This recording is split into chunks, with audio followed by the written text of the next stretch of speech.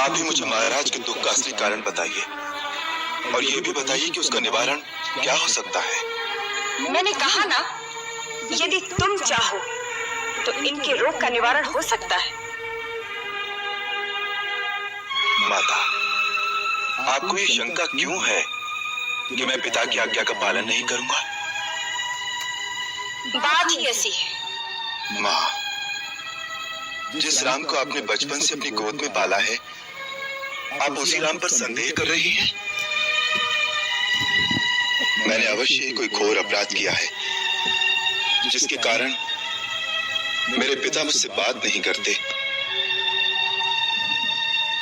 मेरी माता मुझ पर संदेह कर रही है। नहीं, ये तो मैं जानती हूँ कि तू सत्य वचन से हटने वाला नहीं, परंतु क्या माँ? आप केवल संकेत कर दें तो मैं आपके चरणों के लिए अपनी चमड़ी के जूते बनवाता हूँ। पिता की भांति आपका भी उतना ही अधिकार है मुझ पर, इसलिए यदि वो नहीं कहते तो उनकी ओर से आप ही कहिए। मैं क्या करूं जिससे आपको संतोष हो? तुम कहते हो तो मैं बता देती हूँ। तुम्हारे पिताश्री ने मुझे 2 वर दिए थे और कहा था, जब जी चाहे मांग लेना। आज मैंने अपने वो दोनों वर मांग लिए। अब यदि वो मेरे वर मानते हैं तो पुत्र का मोह रास्ते में आता है, यदि नहीं मानते तो धर्म और सत्य पर कलंक लगता है। ये बेचारे इसी धर्म संकट में पड़ गए। तुम्हारे संकोचवश तुमसे कह नहीं पा रहे। वो दोनों वर क्या है माता? पहला ये है कि तुम्हारी जगह भरत का राज्याभिषेक हो, और दूसरा ये कि तुम मुनि वेश धारण करके 14 वर्ष तक वन में रहो। बस इतनी सी बात पर इतना विवाद था?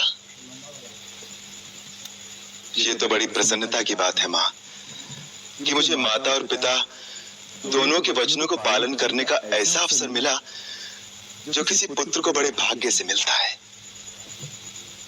भरत को राज्य देने के लिए तो मुझे किसी की आज्ञा की आवश्यकता नहीं। उस जैसे भाई को तो मैं राज्य स्वयं प्रसन्नता से दे दूंगा। रहा वनगमन, तो लगता है मेरे कोई पुण्य जाग उठे, जो आपकी आज्ञा से मुझे वहां जाने का अवसर मिल रहा है, जहां ऐसे ऐसे महान ऋषियों और मुनियों के दर्शन कर सकूंगा, जिनका तेज तीनों लोगों को प्रकाशित कर सकता है। मां, मेरा तो चारों ओर से कल्याण हो गया। पिता की आज्ञा का पालन, मां की इच्छा का अनुकरण,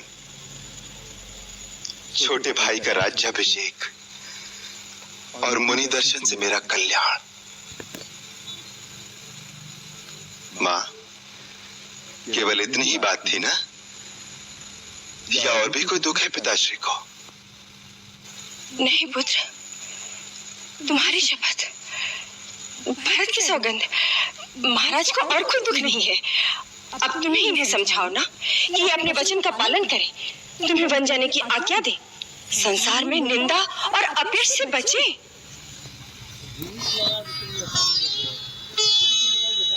पिताश्री, मैंने आपका मनोरथ जान लिया है। अब आपको अपने श्रीमुख से आज्ञा देने की भी आवश्यकता नहीं, क्योंकि पुत्र वही बड़भागी होता है जो पिता का मनोरथ जान लेने से ही उस पर आचरण कर सके। परंतु मुझे दुख इस बात का है कि केवल इतनी सी बात के लिए आपने अपने मन को इतनी भारी पीड़ा पहुंचाई। इसका अर्थ है कि आपको मुझ पर पूर्ण विश्वास नहीं, या आपको मेरे सेवक धर्म पर शंका है। पिताश्री, ₹40 received on मैं phone अपने pay. आचरण से फिर आपका पूर्ण विश्वास पा सकूं। अब आप प्रसन्न चित्त से मुझे बन जाने की आज्ञा दीजिए, ताकि मैं आपके वचनों की पूर्ति करके, आपके धर्म की रक्षा करके अपना जीवन धन्य कर लूं।